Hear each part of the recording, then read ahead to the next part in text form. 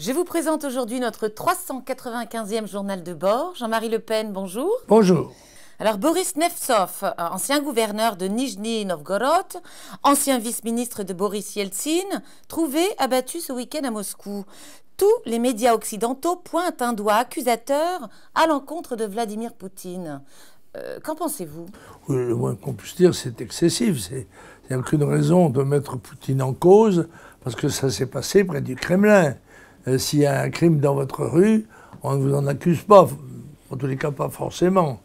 Mais on sait très bien que les médias occidentaux pratiquent une politique anti-Poutine systématique, et il est responsable de tout ce qui arrive de mauvais, de médiocre ou de nul en Russie et ailleurs dans le monde. Donc je crois que la police russe trouvera les coupables, et il est possible aussi qu'ils se situent dans un autre horizon politique que celui qui est désigné par eux. Bien, alors la chanteuse Madonna a invité Marine Le Pen à la rencontrer. Notre présidente accepte donc son invitation. Quelle est votre réaction? Écoutez, en période électorale, il ne faut se faire que des ennemis indispensables. Alors, après tout, peut-être que Madonna a de l'influence sur un certain nombre d'électeurs Front National, en tous les cas français, et ça résoudrait peut-être un problème assez récurrent qui sont les attaques lancées par Madonna contre le Front National pour des raisons que j'ignore tout à fait et qu'elle doit ignorer elle-même. Et contre Marine Le Pen. Alors, Louis Noguez, candidat FN au Mans, à l'occasion des départementales à venir, vient d'être suspendu du parti pour avoir, lors d'une allocation au conseil municipal donc, de la dite ville du Mans, comparé les homosexuels à des zoophiles. Quel est votre avis? Écoutez, je pense que ce garçon devrait d'abord consulter le dictionnaire pour savoir ce que c'est qu'un zoophile. C'est quelqu'un qui pratique des relations sexuelles avec des animaux, ce qui n'est pas le cas tout de même des homosexuels. Cette réflexion est d'une grande bêtise, ou d'une grande ignorance. Je sais bien qu'à tout péché miséricorde, mais en période électorale, je comprends très bien la réaction qui consiste à le suspendre et éventuellement à le fesser en place publique. Bien alors Christian Allais, autre candidat Front National, cette fois dans le canton de Chantonnay, sera exclu du syndicat dont il est membre, la CFDT, pour l'unique raison d'être candidat Front National. Quid de l'esprit de démocratie et des valeurs républicaines? Il me semble que ça doit être contraire quand même au statut du syndicat, parce que je pense qu'il y a un certain nombre de syndicalistes CFDT qui font de l'action politique dans d'autres partis, soit comme candidats, soit comme militants, soit même comme responsables. Et en particulier, c'est vrai à la CFDT, mais c'est encore plus vrai à la CGT. Mais c'est vrai qu'il y a une fermeture d'esprit et un cynisme de la part de ces responsables syndicaux qui ne tiennent pas tellement non plus à ce que leur rang se vide au bénéfice du Front National, comme semble être le courant actuel. Alors la fusion de la prime pour l'emploi et du RSA activité, annoncée ce mardi par Manuel Valls, pénalisera les ménages de la classe moyenne. Au profit de qui, selon vous? Écoutez, je crois que chaque ministre se croit obligé d'inventer une formule sociale auquel son nom restera attaché. Et se sont comme ça succédés toute une série d'acronymes plus ou moins compréhensibles. Et M. Valls fait comme tout le monde. Il n'est pas très différent dans le fond. C'est un apparatchik politique qui faisait un peu feu des quatre fers il y a quelques semaines, quelques mois, qui a créé peut-être quelques illusions, y compris à droite. Mais je pense que tous ces gens-là sont revenus de leurs erreurs et que M. Valls va se situer assez rapidement dans l'échelon de la popularité, aux alentours un petit peu au-dessus quand même de M. Hollande. Alors le débat quant à la fessée, de nouveau sur le tapis. Et vous, qu'en pensez-vous de la fessée? Je suis partisan de la fessée, et même de la fessée à cul nu, qui me paraît être la seule qui soit un peu efficace, quoi. Je crois que la sanction, il n'y a pas de loi sans sanction. Et l'enfant est un être en voie de formation, Et il faut qu'il distingue assez rapidement le bien du mal. Et quelquefois, la correction physique modérée peut être de nature à le remettre dans le droit chemin, d'autant que les enfants sont très différents les uns des autres. Il y en a qui sont faciles, il y en a qui sont très difficiles et qui bravent l'autorité des parents, quelquefois de façon assez violente même. Donc je ne suis pas du tout choqué par le principe de la sanction physique. Quand j'étais petit garçon, moi, on utilisait le martinet, ça fait très mal. Et d'ailleurs, il y avait une espèce de challenge entre ma mère et moi. Moi, je coupais les queues du chat à 9 queues. Et elle en rachetait d'autres en magasin. Elle m'a dit, tu peux toujours les couper, j'en rachèterai. Bon. À la droguerie du coin. C'est ça, voilà. Alors, on a tous connu ça. Mais, bon, les rares fois où j'ai été l'objet de sanctions physiques correspondaient à des manquements graves, et ça a contribué, je le crois, à me remettre dans le droit chemin. Vaut mieux une bonne fessée à 8 ans ou à 7 ans que 5 ans de prison quand on en a 25. En effet, ça c'est un argument qui tient. Alors Armando Curri, un Albanais clandestin de 19 ans, vient d'être élu meilleur apprenti menuisier de France et s'est vu remettre hier la médaille d'or par le président du Sénat, Gérard Larcher, en personne. Quelle est votre réaction?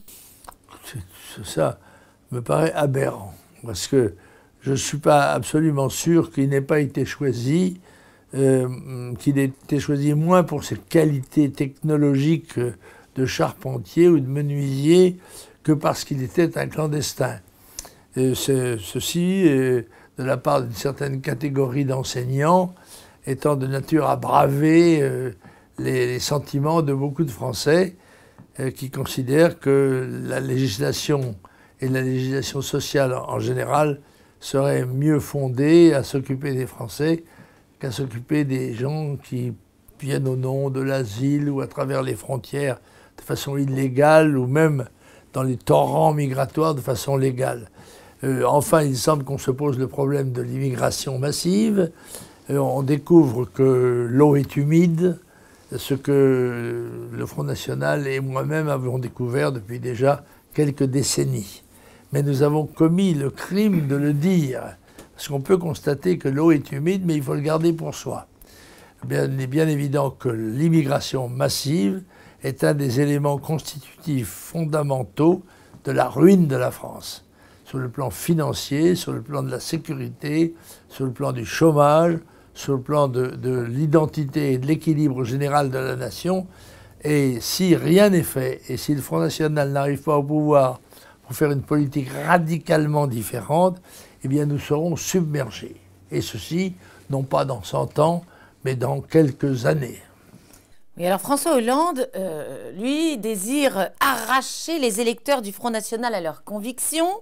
Manuel Valls, de son côté, accuse le Front National de nourrir le djihadisme. Que leur arrive-t-il à tous, là? C'est panique à bord? Oui, je crois. Ces excès de langage prouvent que ces gens-là ont perdu le sens commun. Et que, d'abord, cela ne correspond pas du tout aux fonctions qu'ils occupent. On souhaiterait que, comme l'a dit Marine Le Pen d'ailleurs, que le président de la République arrache le chômage, arrache l'insécurité, arrache la dette, tout ce qui accable la France. Il est assez inconcevable que le président de la République entre dans le débat politique départemental. Ceci, me semble-t-il, ainsi que l'attitude de M. Valls, prouve qu'il y a en effet panique à bord. Les sondages dont ils bénéficient, eux, de façon quotidienne, montrent un glissement très fort en faveur du Front National, qui va peut-être éliminer largement le Parti Socialiste de beaucoup de conseils généraux. Et cela, c'est la gamelle, quand même. Il faut la défendre, pieds, bec et ongles, si j'ose dire, par tous les moyens. Et qu'on soit obligé de faire monter au filet, dans l'affaire départementale, le Premier ministre et le Président de la République, montre bien qu'il y a le feu à la baraque. En somme, il voit arriver le raz-de-marine. Le raz-de-marine, absolument. D'accord. Alors, vos lectures, Laurent Oberton, où en êtes-vous?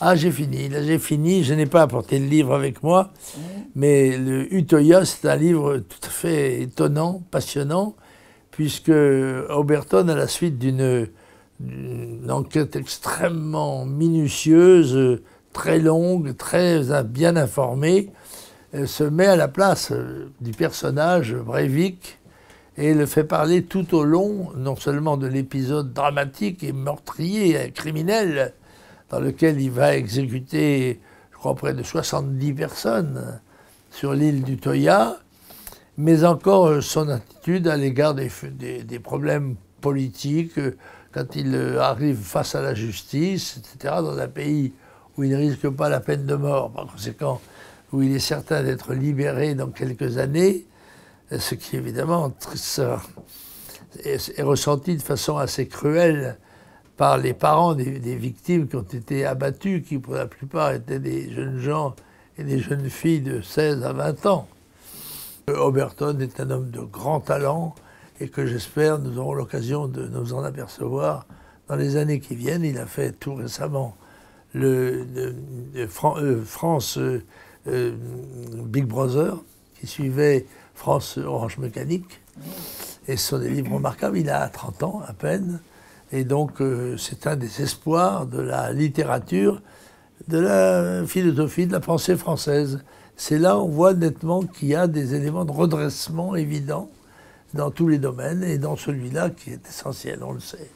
Bien alors, votre campagne électorale, président, elle s'amorce? Oh ben, je ne suis pas candidat aux élections départementales. Oui. Mais j'ai été apporté un coup de main à un certain nombre de candidats qui l'ont souhaité, Voilà. dans le cadre des comment dirais-je, début d'année, des fêtes royales, en quelque sorte, Mais des les mages. galettes des rois? Les galettes des mages, et pour attirer la bienveillance du ciel sur nos candidats. Mais là, je suis un petit peu maintenant en roue libre, je regarde et j'attends le 22 et le 29. Mais néanmoins, je suis déjà quand même un peu en campagne d'organisation des élections régionales, où je crois la défaite des socialistes va être encore plus cinglante que ne le sera celle des départementales. Au mois de décembre, alors. C'est toute la grâce que je nous souhaite. Bien. Bah, écoutez, je vous remercie. Et nous nous retrouvons donc la semaine prochaine. D'accord. Au revoir.